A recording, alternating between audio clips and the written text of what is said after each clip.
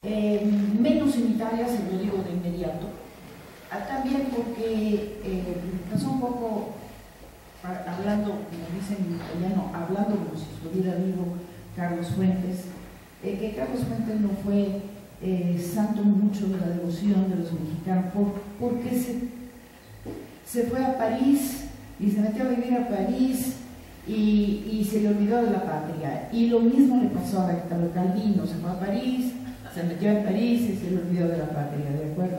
Entonces, son de estos personajes que siempre en su propia tierra tienen un poquito de dudas sobre la fama y prestigio que puedan hacer. Esta cátedra que ustedes vieron mencionar, efectivamente, la creó el gobierno italiano. Una cátedra extraordinaria significa que el gobierno italiano nos da y que nosotros lo podemos gastar para actividades académicas.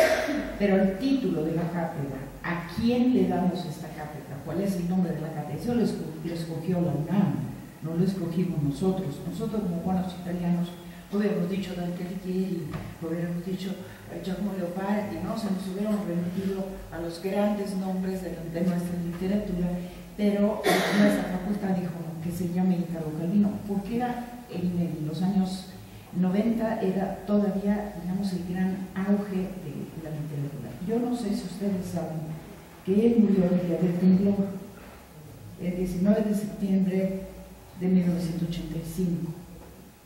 Aquella mañana, pues, excuso decirle el susto, obviamente, pero superado el susto, me fui a casa del director del Instituto Italiano de Cultura, Legado Cultural de la Embajada de Italia, para entendernos, para ver cómo estaba la casa, porque de pura casualidad estaba rentando la casa que era de mi hermana, y yo, con todo respeto, lo que quería ver cómo había quedado la casa de mi hermana, pero al mismo tiempo decirle, porque éramos buenos amigos.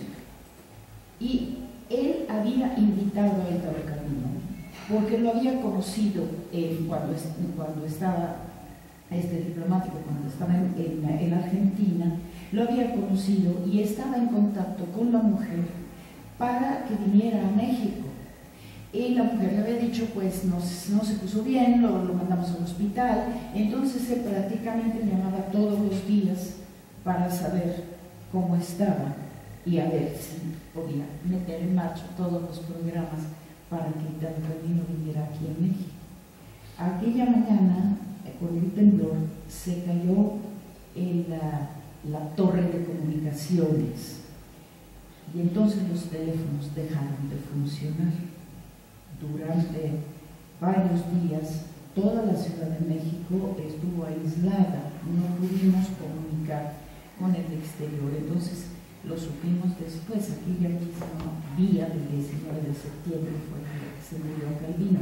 Entonces él murió en el 85, ya han pasado unos años, han pasado como 30 años, y entonces estamos en condición de poder examinar su literatura con toda su capacidad, digamos, con todos sus valores reales, también con una perspectiva de tiempo que nos puede ayudar. Él estuvo, digamos, era de los años 20, nació en el 23, si no me equivoco, en el 23 o en el 24, participó a la guerra,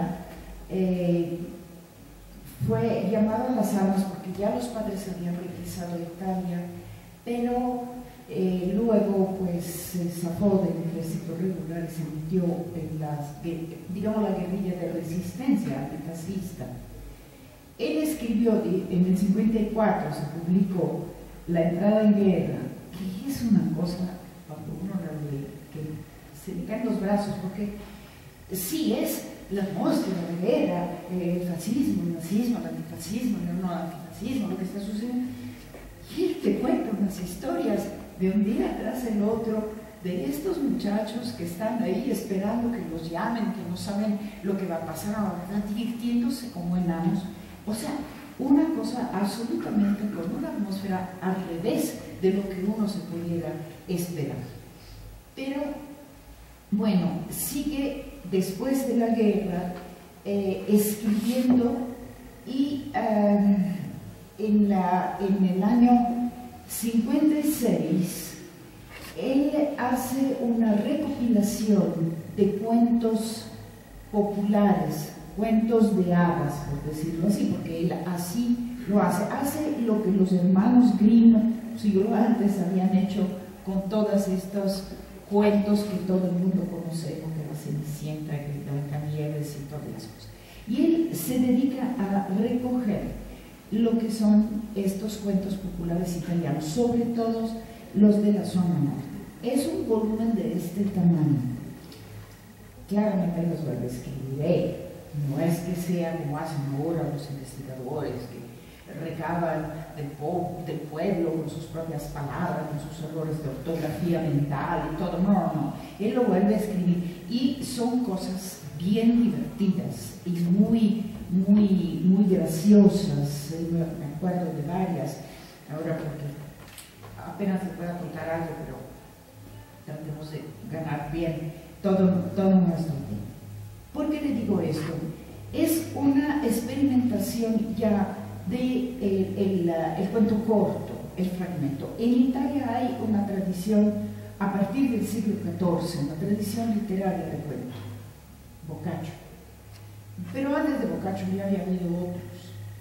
Nuestra literatura no conoce la novela para acabar el cuento hasta el siglo XIX. Fuimos los italianos los últimos en Europa en entrar en la dinámica de la novela. En la Edad Media se escribían novelas, en Francia se escribieron novelas, también en España, los países que hoy llamamos Francia, que hoy llamamos España, y en Italia se leían estas mismas novelas, traducidas o en su lengua original, pero no se componían, ¿de acuerdo? Entonces, no hemos tenido una tradición de novela entera. Por una dinámica también interna de Calvino, él sigue esta corriente. De hecho, ustedes han oído hablar de estas tríadas de novelas breves, que son poco más que cuentos, que se han publicado juntos con el título de Nuestros Antepasados, pero se han publicado en años diferentes, ¿sí? El primero, que es El Barón Rampante, es del 57, El Caballero Insistente es del 59, y el